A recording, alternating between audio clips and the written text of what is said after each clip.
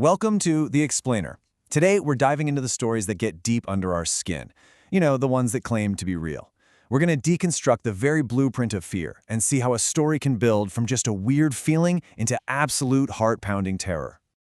Yeah, this quote, it really nails it, doesn't it? It all starts right there. It's that tiny shift in the air that tells you something is wrong. So let's analyze this architecture of fear, using these incredible first-hand accounts to see how it all works. You see, every truly great horror story starts with a slow burn. It's not about a big jump scare right away. No, it's that quiet, creeping feeling in your gut that the world around you is just a little off. So, where does this feeling usually begin? Well, a lot of the time, it starts by getting you completely alone. The terror works best when you take away the safety of the crowd. Think about it. A house in the middle of nowhere, surrounded by woods, or maybe a remote work site way up on a mountain, miles from anyone who can hear you scream. Now this is where it gets really interesting. Look at how these details for the dog sitter's story all stack up. I mean, on their own, an odd couple, a messy house, fine. But you put them all together, the weird staring, the cameras, the guns, and it paints this picture of just unease. Your subconscious is already screaming that something is not right here.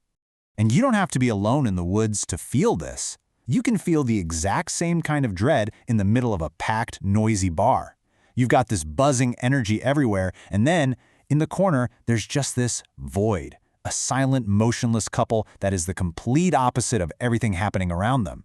That contrast is what makes them so unbelievably creepy.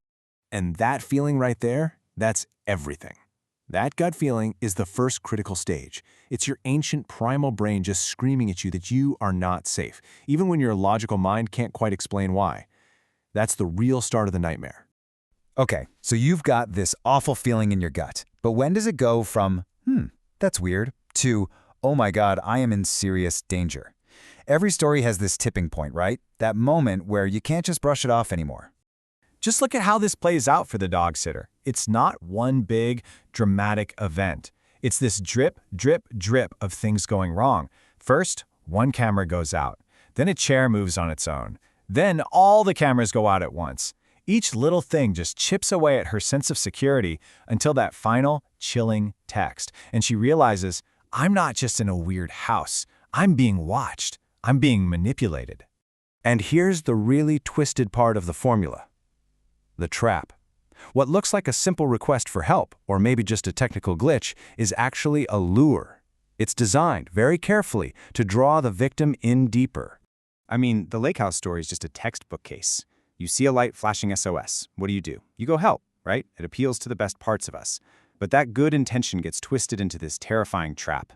The second they figure out it's all fake, they run outside and their only way out is just gone. And that brings us to the climax. The trap is sprung. That creepy feeling is long gone.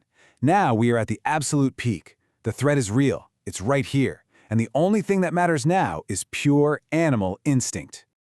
We all know this feeling, right? Fight or flight. It's when your brain just takes over. Your body gets flooded with adrenaline, rational thought goes right out the window, and you are hardwired to do one of two things: face the danger or run as fast as you possibly can. For the dog sitter, this is it. The click. The unseen thing she's been feeling for days is suddenly a very real person hiding just around the corner. And in that one instant, all the questioning, all the doubt, it just vanishes. There's only one thought: run.